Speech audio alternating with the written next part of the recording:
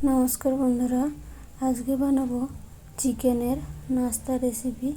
तो रेसिपिटा यदि भालो लागे एक लाइक कमेंट करे अवश्य जानाबेन और पुरो भिडियोटा देखार अनुरोध रइल। भालो लागले चैनलटाके अवश्य सबस्क्राइब करे देबेन। एखाने आमी कड़ा बसिए दिएछि, तारपर दिए दिलाम एखाने जल।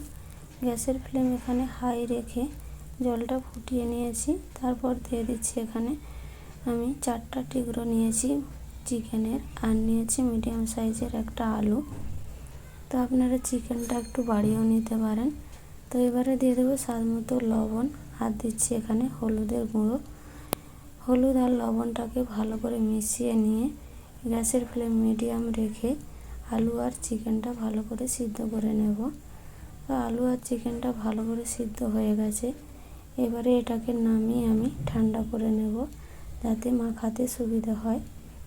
তো আলু আর চিকেনটা ঠান্ডা করে নিয়েছি আর মেখেও নিয়েছি।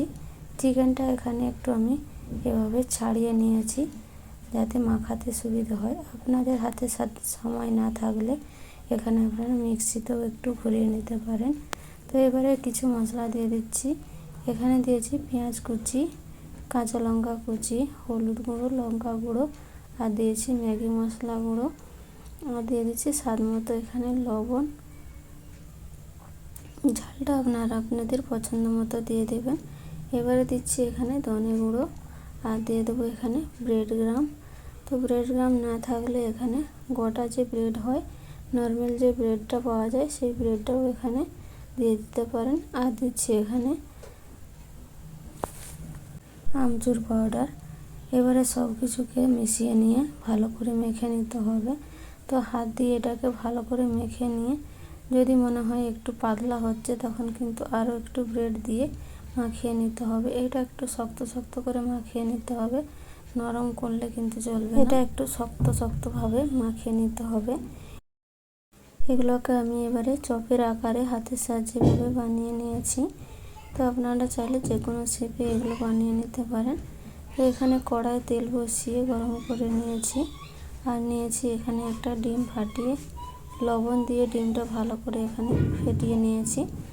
ডিমের মধ্যে সামান্য পরিমাণে এখানে লঙ্কার গুঁড়ো দিতে পারেন, তাহলে কালারটাও ভালো আসবে আর খেতেও কিন্তু ভালো হবে। তো আমি এখানে বাচ্চারা খাবে তাই আমি এখানে ডিমের মধ্যে লঙ্কাটা দিলাম না। এবারে একটা একটা ডুবিয়ে এইভাবে ছেড়ে দেব। এবারে উল্টে পাল্টে ভালো করে আমি এগুলোকে ভেজে নিচ্ছি। এইভাবেই আমি সবগুলো ভালো করে ভেজে নেব। এগুলো ভাজতে কিন্তু বেশি পরিমাণে তেল লাগে না। তো রেসিপিটা কেমন লাগলো অবশ্যই জানাবেন। তো এখানে আমি ভাজা হয়ে গেছে সবগুলো, এবারে উঠিয়ে নিচ্ছি। তো দেখুন এরকম হয়েছে, চায়ের সাথে খেতে কিন্তু দারুণ হয়। ভিডিওটা যদি ভালো লাগে অবশ্যই একটা লাইক কমেন্ট করে জানাবেন আর নতুন বন্ধু হয়ে থাকলে অবশ্যই চ্যানেলটাকে সাবস্ক্রাইব করে পাশে থাকবেন। শেষ পর্যন্ত দেখার জন্য অসংখ্য অসংখ্য ধন্যবাদ।